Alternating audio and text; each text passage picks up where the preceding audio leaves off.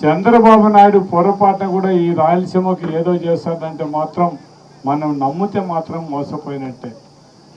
మనకు 95 నుంచి చూస్తే 2004 వరకు 9 సంవత్సరాల ముఖ్యమంత్రిగా ఈ రాయలసీమకు ఏమి చేయని ముఖ్యమంత్రుల్లో ఉండాలంటే చంద్రబాబు నాయుడు అనేది మాత్రం ఖచ్చితంగా చెప్పాల్సిన అవసరం ఉంది. దివంగత నేత రాజశేఖర రెడ్డి గారు వచ్చిన తర్వాతనే ఈ రాయలసీమ ప్రాంతానికి ఇరిగేషన్ ప్రాజెక్టులన్నీ కూడా గోర్కల్ రిజర్వాయర్ అయితేనేమి, ఎస్ఆర్బీసీలు అయితేనేమి, అంద్రే నీవో అయితేనేమి, నగిరి గాలేరు అయితేనేమి ఇవన్నీ కూడా చేయడం జరిగింది.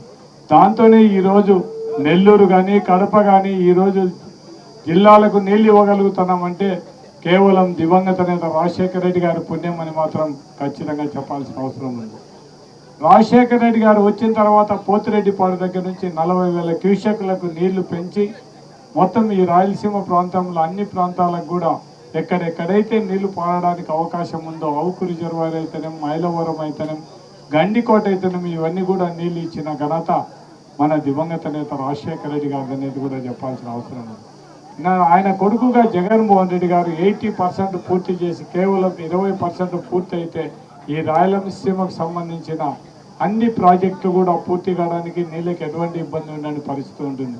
అటువంటిది తెలుగుదేశం వాళ్ళు ట్రిబ్యునల్లో కేసు వేయించేసి దాన్ని కూడా మనం స్టే నిలబెట్టేసిన పరిస్థితి.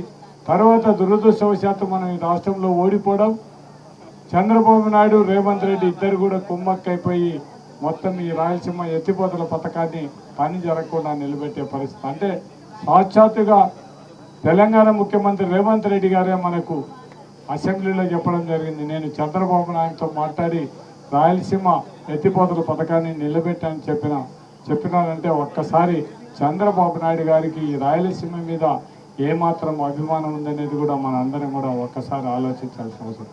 ఈ మధ్యనే 3 రాష్ట్రాల ముఖ్యమంత్రులు మాట్లాడడం జరిగింది. కానీ మనకు ఈ 3 రాష్ట్రాల ముఖ్యమంత్రులు సఫలం చేయడం జరుగుతుంది.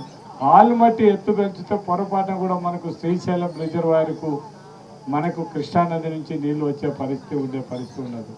మనకు తుంగభద్రలో అంతో ఎంతో నీళ్లు వచ్చినా కూడా మనకి 841 అడుగుల పైన ఉంటేనే తప్ప పోతిరెడ్డిపాడు దగ్గర మనకు నీళ్లు తీసుకోవడానికి అవకాశం ఉండని పరిస్థితి.